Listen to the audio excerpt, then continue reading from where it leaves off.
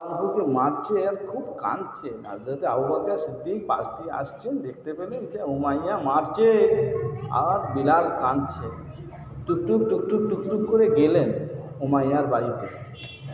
উমাইয়ার বাড়িতে গিয়ে বলে, উমাইয়া একটা কথা বলবো, উমাইয়া তুমি একে আজাদ করে দাও, শরীরে কিচ্ছু নেই, সব ফেটে গেছে, রক্ত ঝরছে, রক্তাক্ত শরীর হয়ে গেছে, ওকে ছেড়ে দাও, ছেড়ে দাও। আর তা নাহলে বলো আমি আবু বকর, আমার কাছে বেচে দাও,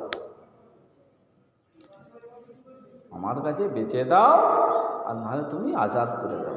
মেরো না, ওইভাবে জানকে কষ্ট দিতে নেই, ওইভাবে মারতে নেই। ঠিক এই কথাবার্তারা হচ্ছে, হওয়ার পর একটা বিনিময়ে হযরত বিলাল রাদিয়াল্লাহু আনহুকে হযরত আবু বকর সিদ্দিক কিনে আনবেন। উমাইয়া প্রথম ছাড়তে চাইছে না, ছাড়বো নি, একে মেরে দেবো, জানে মেরে দেবো। যাক, কোনো একটা বিনিময়ে যখন কিনেছেন, কেনার পরে হযরত বিলালকে হাতটা ধরে আমার নবী পাকের দরবারের দিকে নিয়ে আসবেন। আর রাস্তার মধ্যে এখানে হযরত বিলাল আবু বকর সিদ্দিককে বলছে, ভাই আবু বকর, ও ভাই আবু বকর, একজনের কাছে ছিলাম, গোলামি করতে করতে ইবাদত বন্দেগি কিছু করতে পারতাম না, উপরন্তু সকাল আর সন্ধ্যার সময় মার খেয়ে আমার রক্তাক্ত শরীর হয়ে যেত। ওগো হযরত বিলাল, ও বিলাল, ও হযরত আবু বকর, আপনি আমাকে আবার নিয়ে যাচ্ছেন, না জানি আপনি আমায় কি কাজ না দেবেন, কতই না মারবেন, কিভাবেই না রাখবেন। ও হযরত আবু বকর, এক জায়গায় ছিলাম, সেখান থেকে আপনি আমাকে নিয়ে যাচ্ছেন, না জানি কতই না আবার আমার কষ্ট হবে।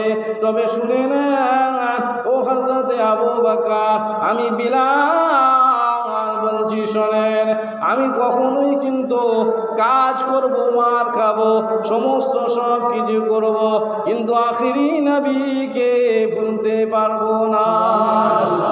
হযরত আবু বকর বলেছিলেন, ও ভাই বিলাল, শোনেন, আমি উমাইয়া থেকে আপনাকে কিনে নিয়েছি, আপনাকে মারবো না, কাজ দেব না, আপনার এই শরীরটাকে আমার নবী পাকের দরবারে দেখাবো। ও হযরত বিলাল, আপনি স্বাধীনভাবে থাকবেন, স্বাধীনভাবে ঘুরবেন, আপনার উপরে কোনো প্রেশার দেওয়া হবে না। সুবহানাল্লাহ, সুবহানাল্লাহ। হযরত বিলাল